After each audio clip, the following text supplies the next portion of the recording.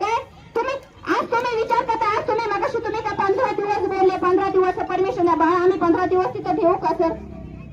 आज माझं तहानं लेकरू सोडून मी आधी तर 15 दिवशी सर बसू शकते का? 15 दिवस तुम्ही कायदा रात्रीत बदलू शकता, नोटाबंदी तुम्ही रात्रीत बदलू शकता.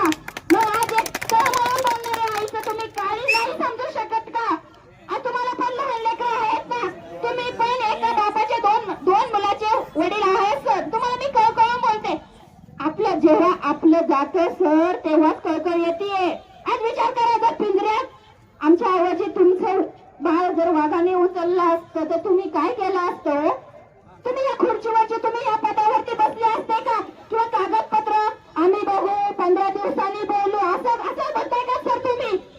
आज बाप मृतदेह साईडला पडलाय, बाप साईडला पडलाय, आय बिचारी तर दर रडतीये. अशी कोणती आहे लेकराचा मृत्यूदेह जागेवरती ठेवून आहे तर बसली फक्त न्यायासाठी, फक्त वाघाला मारा सर.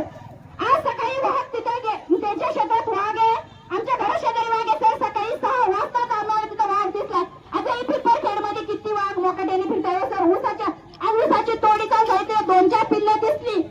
आज गावावरून फोन येतोय का, अरे तुम्ही तिकडे इथं कोणीच नाही, कोणतीही टीम तिथं नाहीये. आज सगळी सिक्युरिटी टीम घेऊन आम्ही इथं बसले. आमच्या लेकरांचं घरी काय, जर त्यांच्या जर केसांना धक्का लागला तर तुम्ही काय करणार? परत आम्ही आंदोलन करायचं?